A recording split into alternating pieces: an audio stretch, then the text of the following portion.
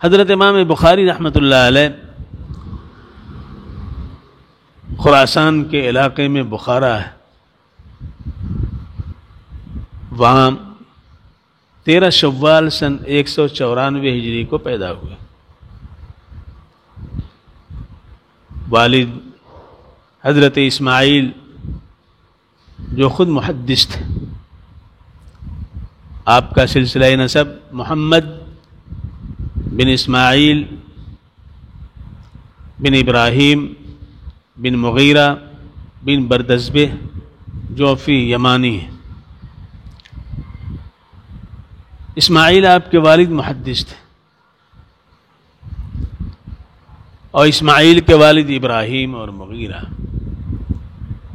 مغیرہ اسلام انہوں نے قبول کیا تھا، اور بردزبہ آپ کے سلسلہ نسب کے گویا جد اعلیٰ، لیکن وہ فارسی النسل تھے، فارسی تھے، مجوسی تھے، وہ اسلام نہیں لائے تھے۔ ان کے بارے میں محدثین کچھ زیادہ نہیں لکھتے ہیں، لیکن اصل ذات تو حضرت محمد بن اسماعیل البخاری رحمہ اللہ کی ہے۔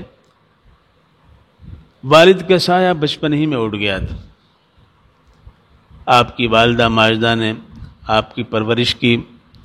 بچپن میں اس سانحے کے ساتھ ساتھ ایک عظیم سانحہ یہ ہوا کہ حضرت امام بخاری رحمۃ اللہ علیہ کی بینائی جاتی رہی۔ ان کی والدہ پر اس کا بڑا گہرا اثر ہوا۔ انہوں نے اللہ کے حضور میں رو رو کر کے دعائیں کی، ایسی دعا، ایسی گڑ گڑاہٹ، ایسا تضرع کہ اللہ تبارک و تعالیٰ کو ان کی ادا پر اپنی رحمت کی بوچھار نازل کرنے پر آمادہ ہونا پڑا۔ اللہ رب العزت نے ان پہ رحمت نازل فرمائی، اور ان کی والدہ ماجدہ نے خواب میں دیکھا کہ حضرت ابراہیم علیہ السلام تشریف لائے ہیں، اور وہ کہہ رہے ہیں کہ تمہارے بچے کی بینائی واپس آ گئی، آنکھیں روشن ہو گئیں۔ جب وہ خواب سے بیدار ہوئیں تو انہوں نے دیکھا کہ جیسا خواب میں انہوں نے دیکھا تھا ویسے ہی ان کے سامنے ساری ہے۔ اللہ نے ایسی بینائی عطا فرمائی، ایسی بصیرت عطا فرمائی کہ انہوں نے چاندنی رات میں تسویدات کی ہیں، یعنی مسودے کو مبیضہ بنایا ہے۔ چاندنی رات میں پڑھنا مشکل ہوتا ہے، چہ جائے کہ لکھنا۔ اللہ تبارک و تعالیٰ نے حضرت امام بخاری رحمۃ اللہ علیہ کو بڑے امتیازات عطا فرمائے۔ والدہ نے ان کی خوب پرورش کی۔ حضرت اسماعیل جو والد تھے، انہوں نے جو کچھ چھوڑا تھا فرمایا تھا کہ یہ جو کچھ ہے سب حلال ہے، حلال ہے، اس سے بچے کی پرورش کی جائے۔ اللہ نے اس حلال کمائی کی برکت عطا فرمائی۔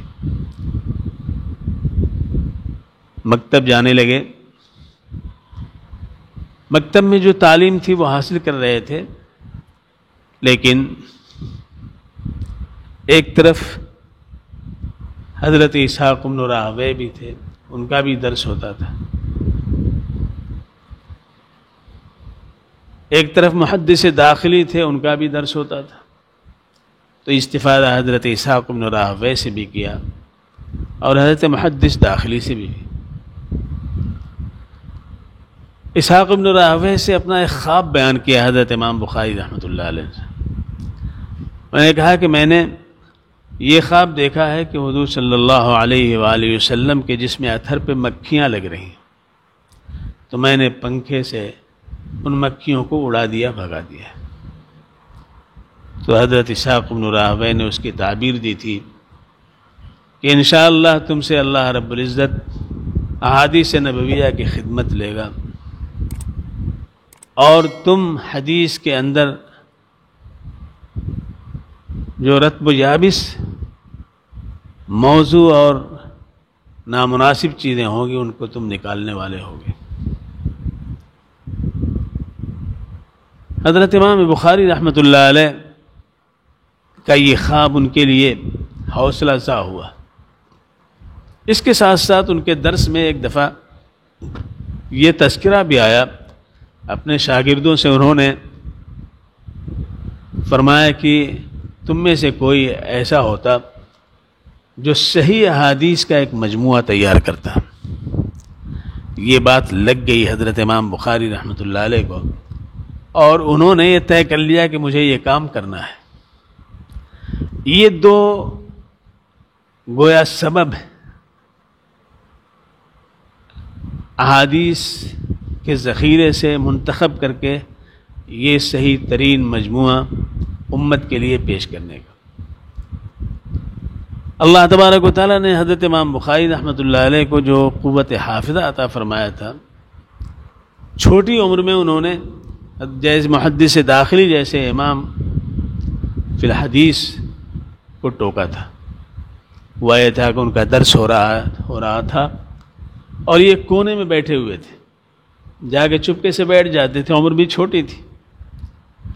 ایک دفعہ حضرت محدث داخلی نے کہا سفیان عن ابی الزبیر عن ابراہیم، تو یہ کونے سے بول اٹھے کہ ابو الزبیر کا سماع ابراہیم سے ثابت نہیں ہے۔ حضرت محدث داخلی کو یہ ہوا کہ یہ کون ہے فلاں ہے۔ تو انہوں نے کہا کہ نہیں ہے، انہوں نے کہا کہ نہیں ہے، تو کیا ہے؟ تو امام بخاری جو اس وقت صغیر السن تھے، انہوں نے کہا کہ ابو الزبیر نہیں ہے، یہ زبیر ابن عدی ہے۔ سفیان عن زبیر ابن عدی عن ابراہیم، زبیر ابن عدی کا سماع ابراہیم سے ثابت ہے، ابو الزبیر کا سماع ابراہیم سے ثابت نہیں۔ اس پر محدث داخلی کو اشتباہ ہوا تو وہ اٹھ کر کے اپنی بیاض دیکھنے کے لیے گئے، جس میں اپنی حدیثیں لکھی ہوئے تھے۔ وہاں جب دیکھا تو اسی طرح تھا جس طرح امام بخاری نے بتایا تھا۔ اس دن سے حضرت امام بخاری ان کے محبوب نظر ہو گئے، منظور نظر ہو گئے، قریب بٹھاتے تھے، سامنے بٹھاتے تھے۔ وہ لکھتے بھی نہیں تھے، حدیثیں جو سنتے تھے۔ ان کے معاصرین نے ان پر طنز کرنا شروع کیا کہ تم تو کچھ لکھتے نہیں، اپنا وقت ضائع کر رہے ہو۔ تو جب وہ تنگ آ گئے تو انہوں نے پھر کہا کہ اچھا یہ بتاؤ تم نے کتنی حدیثیں لکھی؟ تو وہ ہزاروں میں تھی۔ تو حضرت امام بخاری رحمۃ اللہ علیہ نے ان حدیثوں کو شروع سے سنانا شروع کیا، اور ان کے معاصرین اپنی لکھی ہوئی حدیثوں کی تصحیح ان کے ذریعے کرنے لگے، اور سب دنگ رہ گئے کہ ایسا حافظہ کہ ایک دفعہ سن کے وہ ساری چیزیں یاد ہو۔ اسی طرح ایک اور واقعہ بھی منقول ہے کہ بغداد میں حضرت امام بخاری رحمۃ اللہ علیہ کی آمد ہوئی، اور وہاں بڑا چرچا ہوا، بڑی شہرت ہوئی کہ حضرت امام بخاری تشریف لا رہے ہیں۔ بڑے بڑے محدثین جمع ہو گئے، اور انہوں نے حضرت امام بخاری رحمۃ اللہ علیہ کا امتحان لینے کے لیے 10 محدثین کو 10 حدیثیں دی، اور متن اور سند میں خلط ملط کر دیا کہ اس طرح ان کے سامنے پیش کیا جائے۔ وہ کیا کہتے ہیں؟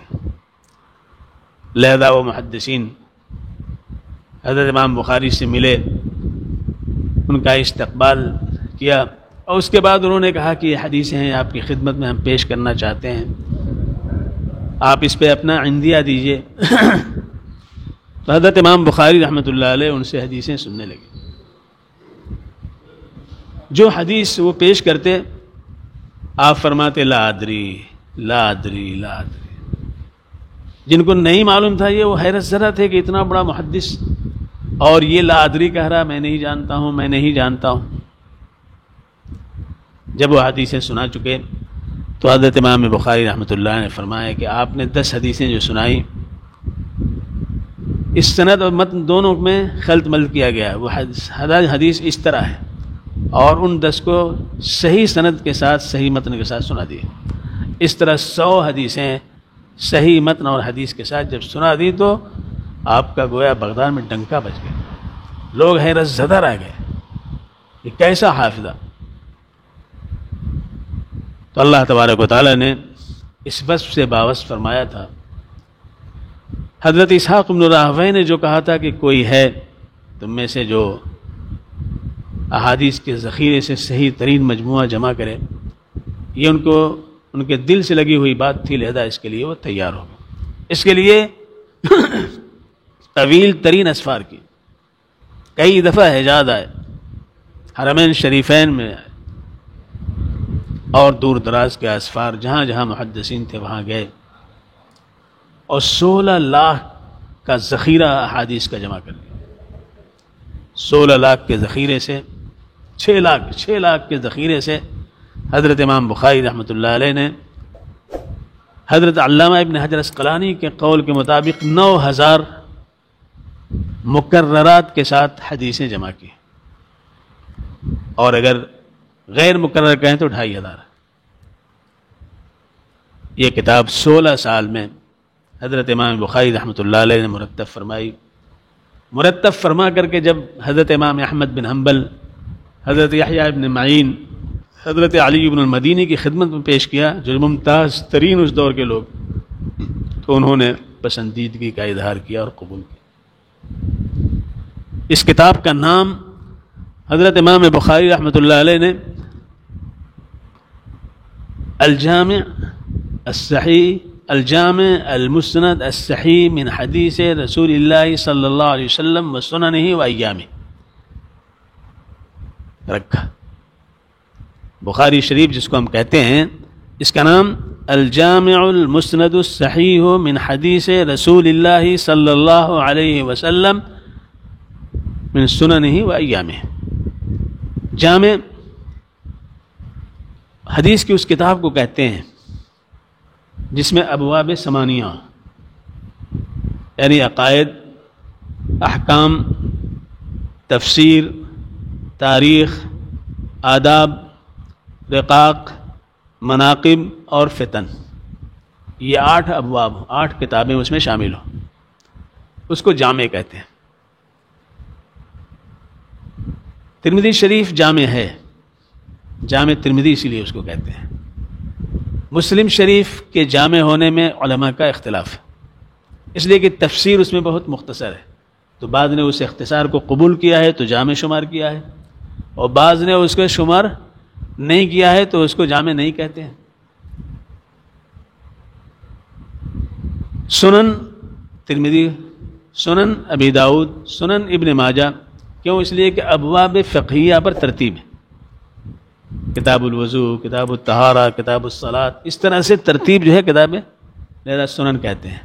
تو حدیث کی جو کتاب اس طرح اس کو سنن کہتے ہیں۔ تو الجامع المسند اس لیے کہ مرفوع روایتیں ہیں، مسند اللہ کے رسول صلی اللہ علیہ وسلم تو اس کی اسناد ہے۔ الصحیح اس لیے کہ جو روایتیں ہیں وہ عادل، ثقہ راویوں سے مروی ہیں۔ اور دوسری جو شرط ہے امام بخاری کی کہ راوی اپنے استاذ کی صحبت اٹھا چکا ہو، سفر و حضر میں رہا ہو، یا کم از کم ملاقات ثابت ہو۔ یہ 2 شرطیں ہیں، نمبر 1 عادل ہو، ثقہ ہو،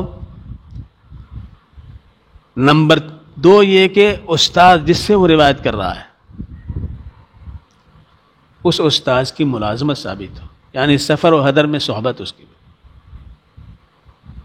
حضرت امام مسلم امکان لقاء کو کافی سمجھتے ہیں، چاہے لقاء کا ثبوت لفظوں میں واقعات کے ذیل میں ہو یا نہ ہو، لیکن امام بخاری رحمۃ اللہ علیہ کی شرط یہ 2 ہے، نمبر 1 یہ کہ وہ عادل ہو، ثقہ ہو، اور نمبر 2 یہ ہے کہ لقاء ثابت ہو، طویل ملاقات ہو، صحبت سفر و حضر میں ہو، صرف امکان لقاء کافی نہیں ہے، تو صحیح کہتے ہیں۔ تو الجامع المسند الصحیح من حدیث رسول اللہ صلی اللہ علیہ وسلم، حضور صلی اللہ علیہ وسلم کی حدیث پر یہ مشتمل ہے، من سننہ و ایامہ، سنن آپ کی تقریرات ہیں، آپ کے سامنے جو کچھ آپ نے پڑھا ہے، آپ نے سنا ہے، کہ حدیث کا استعمال حضور کے قولی و فعلی و تقریری ان تمام مجموعے پہ ہوتا ہے. تو تقریرات یہ سنن ہیں، اور ایام جو حالات ہیں، واقعات ہیں جو پیش آئے آپ کے زمانے میں، وہ ایام ہیں. لہذا ان سب کا جامع کیا ہے؟ یہ کتاب ہے. لہذا اس کے نام کے اندر وہ ساری چیزیں آ گئی ہیں. الجامع المسند الصحیح من حدیث رسول اللہ صلی اللہ علیہ وسلم من سننہ و ایامہ. 6 لاکھ کے ذخیرے سے 9000 اقوال مختلف ہیں، لیکن علامہ ابن حجر نے 9000 قرار دیا ہے مکررات کے ساتھ، اور 2500 غیر مکرر روایتیں ہیں. وہ ذخیرہ ہمارے اور آپ کے سامنے ہے، جس کو اصح الکتب بعد کتاب اللہ کہا گیا ہے. امت نے تلقی بالقبول کیا ہے اور اس پر اعتنا کیا ہے. اللہ تبارک و تعالی ہم سب کو اس کتاب سے استفادے کی توفیق عطا فرمائے، فائدے کی توفیق عطا فرمائے. بڑی مبارک کتاب ہے. کہا جاتا ہے کہ جس جہاز میں یہ کتاب ہو وہ ڈوبتا نہیں ہے، اور جس مریض کے لیے اسے پڑھا جائے وہ شفایاب ہو جاتا ہے. جس دور میں اس کی تلاوت کی جائے وہ دور بہت سے امراض اور وباؤں سے محفوظ ہو جاتا ہے. لہذا یہ کتاب اصح الکتب بعد کتاب اللہ ہے. اللہ تبارک و تعالیٰ نے یہ کام حضرت امام بخاری رحمۃ اللہ علیہ سے لیا، جو آج تمام مدارس میں پڑھائی جاتی ہے.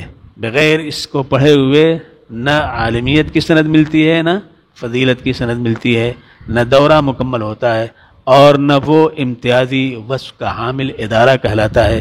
اللہ ہم سب کو اس کی توفیق عطا فرمائے کہ ہم زیادہ سے زیادہ اس سے استفادہ کریں.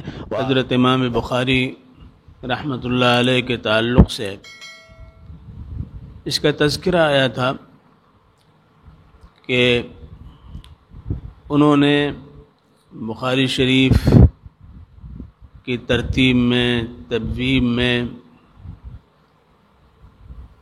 کتنی محنت کی ہے، اور اس کا نتیجہ یہ کہ اللہ رب العزت نے جو انہیں خداداد صلاحیت عطا فرمائی تھی، اس کی وجہ سے عوام کے اندر ان کی مقبولیت میں اضافہ ہوا، اور ایسا اضافہ ہوا کہ لوگ جہاں جاتے استقبال کے لیے ٹوٹے پڑتے تھے. اور آپ جانتے ہیں کہ معاشرت حسد پیدا کرتی ہے. لہذا ان کے معاصرین میں حاسدین کا بھی ایک طبقہ تھا جو ان کی اس ترقی کو کسی طرح پسند نہیں کرتا تھا. لہذا حضرت امام بخاری رحمۃ اللہ علیہ اس دور میں جب حنابلہ کا دور تھا اور خلق قرآن کے مسئلے میں معتزلہ کے مد مقابل حضرت امام احمد بن حنبل رحمۃ اللہ علیہ نے جو مشقتیں اٹھائیں، اور انہوں نے معتزلہ کا مشہور مسلک قرآن پاک مخلوق ہے، اس مسئلے میں انہوں نے اس بات کا اظہار کیا کہ قرآن پاک مخلوق نہیں، غیر مخلوق ہے. خلق قرآن کا مسئلہ اس دور کے ممتاز ترین مسائل میں سے ایک مسئلہ تھا، جس کی وجہ سے حضرت امام احمد کو سخت سزائیں دی گئیں، اس لیے کہ اس وقت معتزلہ کا زور تھا. لیکن ایک دور ایسا آیا کہ معتزلہ کا دور زوال پذیر ہوا، اور حنابلہ کا زور قائم ہوتا چلا گیا.